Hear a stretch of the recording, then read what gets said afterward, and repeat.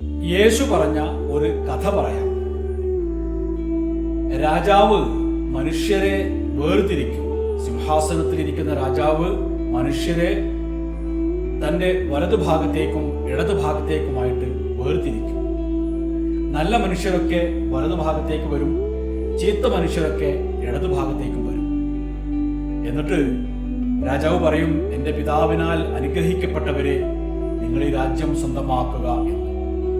അതിന് കാരണമായിട്ട് രാജാവ് പറയുന്നത്,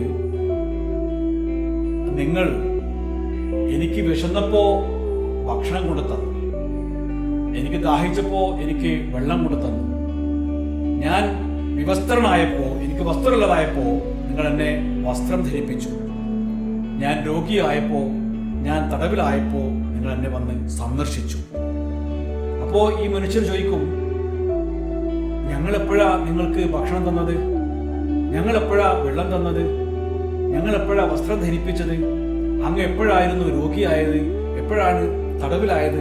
ഞങ്ങൾ എപ്പോഴാണ് അങ്ങയെ സന്ദർശിച്ചത്?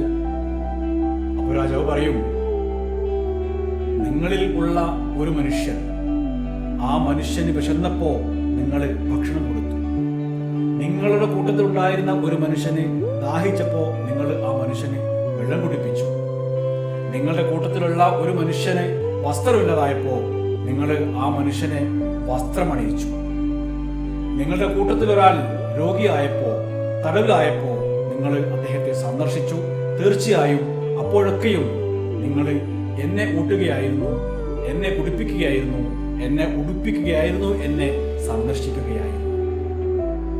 എന്നിട്ട് തിരിഞ്ഞ് ഇടതുഭാഗത്തുള്ളവരോട് പറയും, എനിക്ക് വിശന്നപ്പോ നിങ്ങൾ എനിക്ക് ഭക്ഷണം തന്നില്ല, എനിക്ക് ദാഹിച്ചപ്പോൾ നിങ്ങൾ എനിക്ക് കുടിവെള്ളം തന്നില്ല, ഞാൻ വസ്ത്രമില്ലാതെ നടന്നപ്പോ നിങ്ങൾ എനിക്ക് വസ്ത്രം തന്നില്ല, ഞാൻ രോഗിയായപ്പോ, ഞാൻ തടവിലായപ്പോ നിങ്ങൾ എന്നെ സന്ദർശിച്ചില്ല. അപ്പോ ഇടതുഭാഗത്തുള്ള ആളുകൾ, ചീത്ത മനുഷ്യര് ഈ നല്ല മനുഷ്യർ ചോദിച്ചപ്പോൾ തന്നെ ചോദിക്കും, അങ്ങ് എപ്പോഴാണ് വിശന്നത്? അങ്ങക്ക് എപ്പോഴാണ് ദാഹിച്ചത്? അങ്ങ് എപ്പോഴാണ് തടവിലായത്? എപ്പോഴാണ് രോഗിയായത്? എപ്പോഴാണ് വസ്ത്രമില്ലാതായത്? ഒക്കെ. അപ്പോ ഈ വലതുഭാഗത്തുള്ളവരോട് പറഞ്ഞതുപോലെ തന്നെ ഇവരോടും മറുപടി പറയും. അഥവാ നമ്മൾ ദൈവത്തെ സ്നേഹിക്കുക എന്ന് വെച്ചാൽ നമ്മുടെ ചുറ്റുപാടുള്ളവരെ സ്നേഹിക്കുക, ചുറ്റുപാടുള്ളവർക്ക് വേണ്ടി എന്തെങ്കിലും നന്മ ചെയ്യുക എന്നത് തന്നെയാണ്. ഇതേ ആശയം ഉൾക്കൊള്ളുന്ന ഇതുപോലെ തന്നെയുള്ള ഒരു വാചകം പ്രവാചകൻ മുഹമ്മദിൻ്റെതായിട്ട് വന്നിട്ടുണ്ട്.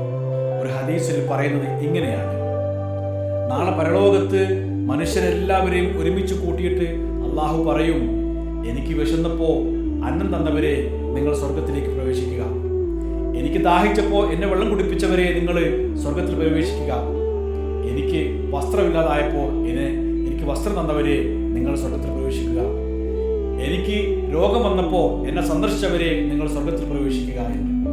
ഇതൊന്നും ചെയ്യാത്തവർ നരകത്തിൽ പ്രവേശിക്കുക എന്നും ആണ് പറയുന്നത്. ചുരുക്കത്തിൽ യേശു പറയുന്നതും മുഹമ്മദ് പറയുന്നതും ഒക്കെ ഒന്ന് തന്നെയാണ്. അല്ലെങ്കിലും കാര്യങ്ങളൊക്കെ ഒന്നാണല്ലോ. നമ്മളത് വെട്ടിമുറിച്ച് നമ്മുടെ സൗകര്യത്തിന് വേണ്ടി, നമ്മുടെ സ്വാർത്ഥ താല്പര്യങ്ങൾക്ക് വേണ്ടി വേറെന്തൊക്കെയോ ആക്കി അവതരിപ്പിക്കുകയാണ് ചെയ്യുന്നത്.